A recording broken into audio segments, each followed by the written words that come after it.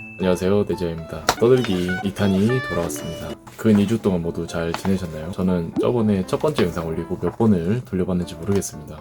영상 제작에 품도 많이 안 들고 혼자 떠드는 것도 나름 재미있더라고요. 또 편집하면서 자막도 달고 이것저것 추가하니까 볼만한 영상이 되는 것 같아서 기분이 좋았습니다. 당분간은 쭉 이렇게 주제나 이슈 같은 거를 정해서 떠들어 보는 걸로 가겠습니다. 휴대폰 용량 정리하면서 네이버 클라우드가 꽉 찼더라고요. 30기가인데 막 29기가 이래가지고 용량 비울 겸 마냥 삭제하긴 아까워서 원하고 있던 영상들 편집 조금 해서 쇼츠에 올렸었습니다. 1일 1쇼츠가 원래 목표였는데 그렇게 했다가는 금방 돈 날 것 같아서 주에 한 2-3개 정도 쇼츠는 올려볼 생각이 있습니다. 그리고 그냥 영상을 찍으면 아무래도 밋밋할 수가 있어가지고 뭔가 좀 추가하려고 하는데 여기 이 팔찌거든요. 에버랜드 가서 샀던 팔찌인데 이거를 얘한테 벨트를 만들어 주겠습니다.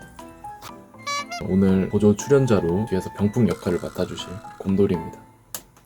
각설하고 그래서 오늘은 뭐에 대해서 얘기해 볼 거냐, 바로 센스 있게 대화하는 법인데요. 제가 익혀온 말투에 대해서 여러분과 공유하고자 합니다. 순전히 제 경험이기 때문에 케바케가 좀 있을 수 있다는 점 참고해 주셨으면 좋겠고, 고등학교 때까지만 해도 우리가 만나는 친구들의 대부분은 이제 학교라는 건물 안에서 매일 보게끔 묶여있죠. 그래서 학기 초에는 좀 서먹할 수 있더라도 언젠가는 그 많은 인원들과 친해질 수밖에 없는 구조라고 할 수 있습니다. 같은 학교, 같은 동네, 비슷한 관심사를 공유하는 사람들과는 대화가 그렇게 어려운 것이 아니죠. 하지만 성인이 되고 나서 사회에 발을 디디기 시작하면 만나는 사람의 풀이 다양해지면서 대화법도 그에 맞게 달라져야 하는 게 맞습니다. 저는 어른이 되는 연습 중 가장 어려웠던 게 바로 대화법이었습니다. 무리하게 비치면 첫 만남에 이미지 박살나는 게 대다수이기 때문에 사람들의 호감을 사면서도 한층 더 신중하게 말을 내뱉는 연습을 해야 하기 때문입니다. 오늘 영상에 말씀드릴 팁들은 대부분의 관계에 유용한 팁이지만 불알 친구들은 그냥 평소대로 쌍욕. 첫 번째, 건덕지를 잘 잡아라.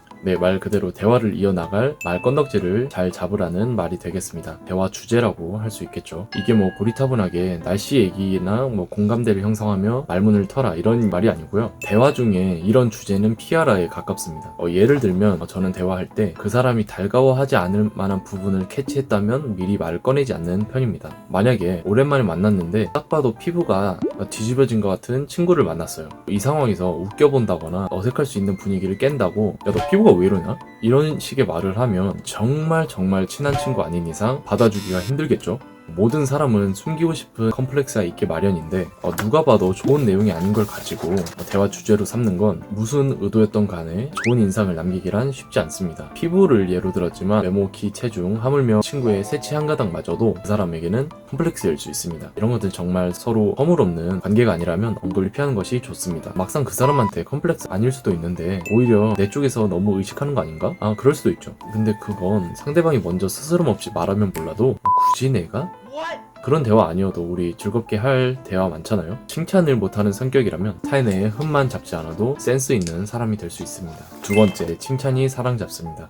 저도 원래 칭찬을 하고 사는 타입이 아니었는데 책 하나를 읽고 180도 달라졌다고 할 수 있습니다. 한 번쯤 들어보셨을 만한 데일 카네기의 인간관계론이라는 책인데요. 제가 정말 인생책이라고 해도 과언이 아닐 정도로 감명 깊게 읽은 책이라서 다음에 기회가 되면 얘기하든가 말든가 하고, 어쨌든 책에서는 남을 칭찬하고 반하지 말라는 내용이 들어가 있습니다. 어떻게 보면 이전 내용과 이어지는데요. 저는 그 이후로 가능한 남들의 칭찬을 많이 하려고 노력하고 있습니다. 칭찬의 효과야 뭐 직접 언급 안 해도 될 정도로 너무 좋다는 거 모두가 아실 겁니다. 여러분도 누군가에게 칭찬을 듣고 하루 종일 기분 좋았던 경험이 있지 않으신가요? 인간은 칭찬에 진짜 목마른 동물이라고 생각합니다. 타인의 인정은 모두의 무의식에 자리 잡은 원동력이기 때문에 가벼운 칭찬만으로도 사람의 하루를 기분 좋게 만들어줄 수 있는 겁니다. 안 하던 칭찬을 해보려고 하면 약간 어렵고 낯설다고 느낄 수도 있는데, 그냥 뭐 팀플 같은 게 무사히 끝났을 때 누구 덕분에 잘 마무리돼서 다행이다 라는 말 한번 할 수 있고,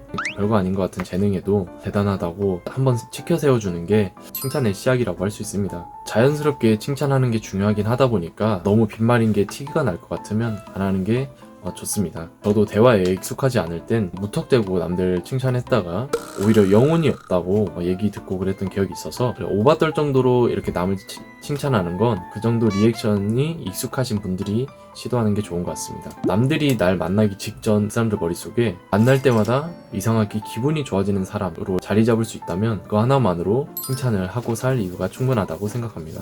세 번째, 기억을 되새기는 건 예의다. 사람들을 이제 많이 만나다 보면 자주 만나는 사람도 생기고 뜨문뜨문 연락이나 주고받는 사람이 생기기 마련입니다. 하지만 만나는 빈도수에 따라서 정비례해야 하는 요소가 있는데 그건 바로 데이터입니다. 즉 그 사람에 대한 정보라고 할 수 있습니다. 만남에 앞서 그 사람에 대한 기억을 되새기는 건 예의라고 생각합니다. 당연히 내가 요즘 자주 만나는 사람이라면 그 사람이 내게 말했던 자신의 정보를 보다 더 잘 기억하고 있어야 매끄럽고 서로 즐거운 대화를 할 수 있을 겁니다. 이게 정말 가끔 보는 사이면 그나마 괜찮은 게 서로 근황 토크를 하다 보면은 자연스럽게 기억이 되살아나는 경우가 많거든요. 저도 요즘 휴학을 해서 쉬고 있는데 매번 연락 닿을 때마다 저한테 학교 잘 다니냐고 물어보는 지인이 있어요. 원래 남일은 잘 기억 안 나는 법이지 하고 넘어가기도 하지만 한편으로는 와, 이렇게 관심 없기도 힘든데 라는 생각을 종종 할 때가 있기도 합니다.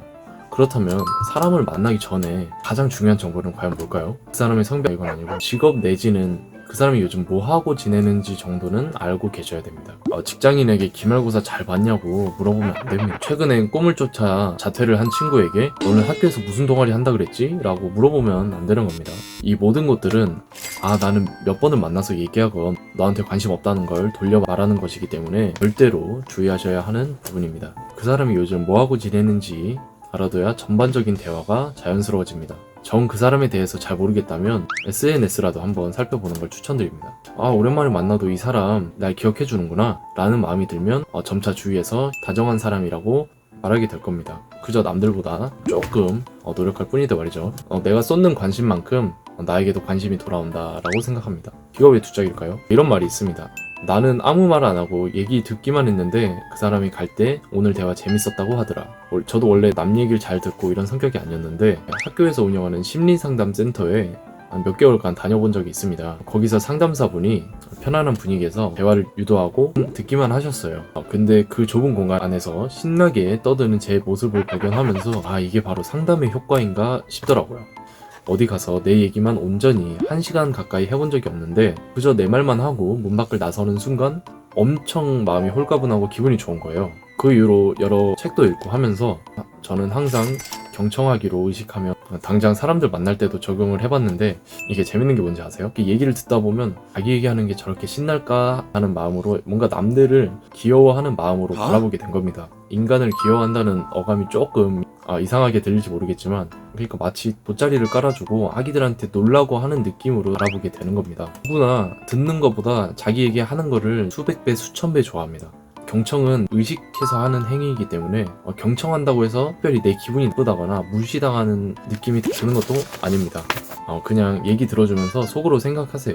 얘는 이런 얘기 할 때 되게 좋아하는구나. 아니면 얘는 이럴 때 조금 오버하는 경향이 있네? 남을 이렇게 관찰할 수 있는 기회가 많이 생겨서 사람을 함부로 판단하라는 것은 아니지만 인내심뿐만 아니라 관찰력도 좋아지는 느낌이라 이게 다시 나의 대화 센스에 긍정적으로 작용합니다. 시선 처리랑 그냥 추임새 정도만 자연스럽게 하시고 제일 중요한 거 사람 하는 말 끊지 마세요. 상대방이 자기 말 마침표 하나 온전히 찍을 수 있게만 도와주시면 됩니다. 네, 오늘은 이렇게 제 경험 속 센스 있게 대화하는 법들 4가지를 말씀드렸습니다. 사실 이거 아니고도 좀 더 있는 것 같긴 한데 이번 영상 준비하면서 그래도 크게 떠오르는 생각들 4가지 담아보았습니다. 저도 실수도 많이 해봤고 이때 이렇게 말하면 좋았을 텐데 싶었던 민망한 순간도 많았고 그랬지만 지금 만나는 사람들이 처음 보는데도 말 정말 편하게 한 것 같다고 말해줄 정도로 많이 늘었습니다. 말이 한순간에 잘해지는 건 아니지만 오늘 말씀드린 팁들 조금씩 실천해보시면 센스도 얻고 호감도 얻는 더 멋진 구독자분들이 될 거라고 생각합니다. 나중에는 기회가 된다면 웃기게 말하는 법에 대해서도 얘기해보겠습니다. 그렇다면 오늘도 긴 영상 시청해주셔서 감사드리고 한두 분 남겨주실지 모르겠지만 댓글도 달아주시면 감사하겠습니다. 다음 내용이 궁금하시다면 좋아요와 구독 부탁드리며 저는 또 다음에 떠들어보도록 하겠습니다. 그럼 다음에 봐요. 안녕.